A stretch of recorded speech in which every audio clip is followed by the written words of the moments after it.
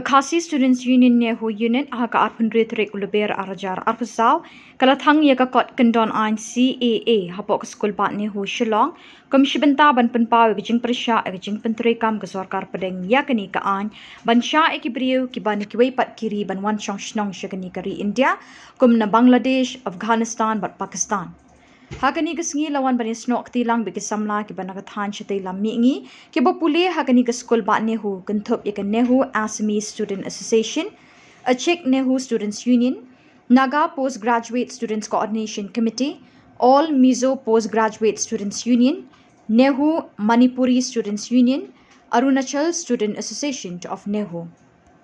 Significant negative impact that the CAA 2019 has on our indigenous community. So, through the notification that the Ministry of the Government of India has released on the 11th of March 2024, that it has released that CAA Rules 2024 by, this is an act that actually is opening a floodgate of influx that will render us strangers into our own land, marginalizing our voices, and most importantly, diluting our cultures in this demographic of change. So this CAA has struck at the very heart or the core of our indigenous community, existence of our indigenous community, and this is not only a threat to our land, but most importantly, it is a threat to the legacy that we carry for our future generations. The CAA has moved beyond religious discrimination. It is a direct threat to the existence of our indigenous community. So in this dilemma, there is a question that arises: are we going to allow that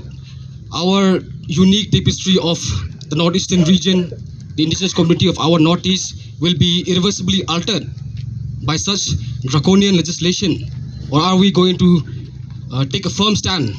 to defend our heritage? I do not want to see that our heritage will only be displayed in museums and will be displayed in heritage villages. So we have to be aware of the fact that many people are oblivious that since the government of India has made notions and statement that the CAA will not be implemented in states where there are provisions like the 6th schedule or Article 371, and that we are protected by such legislations. But in states like in our state of Meghalaya, where we are most of the areas are covered under 6th schedule, and in Assam also where there are places covered under 6th schedule, but the entire region is not covered under 6th schedule or Article 271. So why I'm saying this is that because if the government of India can strike off, can disregard and can remove Article 270 from the state of Jammu and Kashmir in the blink of an eye without batting an eyelid, under baseless reasons and under illogical reasons, what makes us think that they will not do the same to us as well? Peaceful demonstration kepada persa ya ka CAA kalau kum sibenta ke ban kata ka than ba jet beriu jongi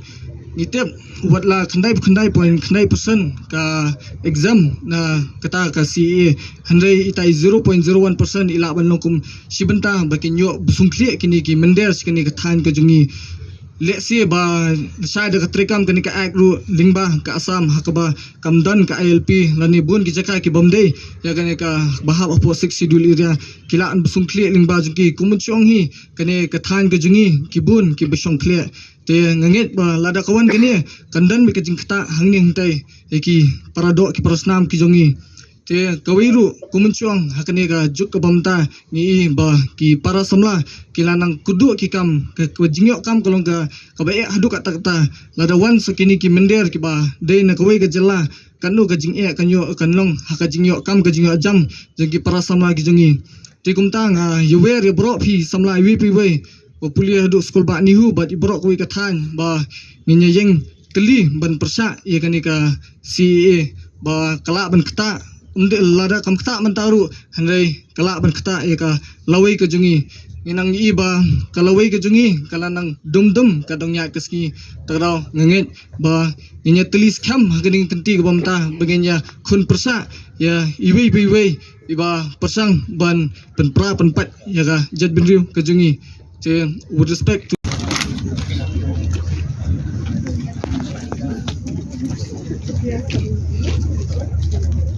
Then so now